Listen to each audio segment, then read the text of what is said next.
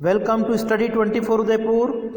आज की इस क्लास में हम काल श्रेणी, टाइम सीरीज और दूसरा सूचकांक इंडेक्स नंबर से संबंधित कुछ मल्टीपल चॉइस क्वेश्चन से एमसीक्यूज हैं जिसे आज हम सोल्व करेंगे। तो चलिए स्टार्ट करते हैं।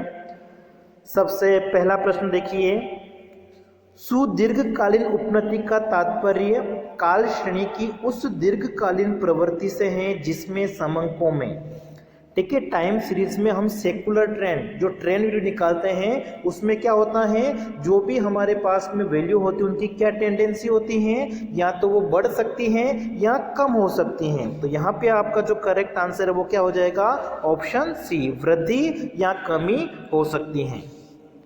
नेक्स्ट देखिए सेकंड, उपनति रेखिक होती है यदि, ठीक है, जो ट्रेंड है वो लीनियर कब होगा, तो लीनियर का मतलब क्या हो गया, एक सीधी रेखा के रूप में, ठीक है, वो घटता हुआ भी हो सकता है या फिर बढ़ता हुआ भी हो सकता है। तो जो लीनियर है वो एक तरह से क्या बताता है, रेखिक का मतलब क्या हो गया कि जो ग्रोथ रेट है, वृद्धि दर है, वो क्या है, स्थिर है, कांस्टेंट है। तो करेक्ट आंसर इसमें आपका हो जाएगा ऑप्शन बी। फिर तीसरा है, ऋतुकालिक विचरण, सीजनल वेरिएशन इन कारकों से उत्पन्न होते हैं, ठीक है, जो सीजनल वेरिएशन होते हैं वो मौसम में परिवर्तन, या हम कह सकते हैं जलवायु हो गया, हमारे जो रीति रिवाज हैं, परंपराएं हैं, उनमें परिवर्तन होने से जो परिवर्तन होगा उसको हम क्या कहेंगे, सीजनल वेरिएशन कहेंगे, ऋतुकालिक विचरण कहेंगे। फिर नेक्स्ट है, न्यूनतम वर्ग रेखिक उपनति, least square linear trend equation जो हमारे पास में है, Y C equal to A plus B X में बी अगर धनात्मक हो तो ये क्या प्रकट करता है। तो देखिए इस इक्वेशन में अगर हम b का मान देखें तो b एक तरह से क्या प्रदर्शित करता है, जो वक्र है उसके ढाल को प्रदर्शित करता है, और b अगर प्लस में है, धनात्मक है, इसका मतलब क्या हो गया, ये बढ़ती हुई प्रवृत्ति को बताता है, राइजिंग ट्रेंड हम कह सकते हैं। और b की वैल्यू अगर माइनस में है, इसका मतलब क्या हो गया, ये घटती हुई प्रवृत्ति को प्रदर्शित करता है। नेक्स्ट है, काल श्रेणी विश्लेषण निम्नलिखित से संबंधित हैं।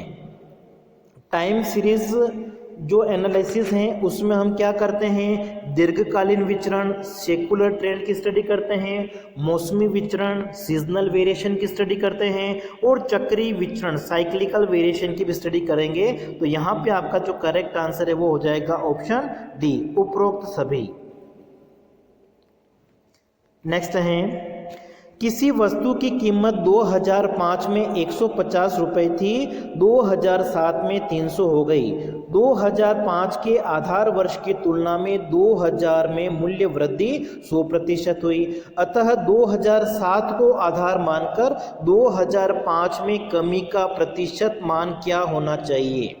तो देखिए 2007 में अगर हम देखें तो जो सूचकांक हमारे पास में कीमत दे रखी है वो कितनी है, 300, और 2005 में कितनी थी, 150। तो परिवर्तन कितना हुआ इसमें, 150 का। तो 150 अपॉन कितनी हो गई बढ़ के, 300 इंटू ये हमारा हो जाएगा 100, ठीक है। इसको अगर हम सोल्व करें तो ये हमारा कितना आ जाएगा, 50%। तो करेक्ट आंसर आपका इसमें हो जाएगा ऑप्शन डी।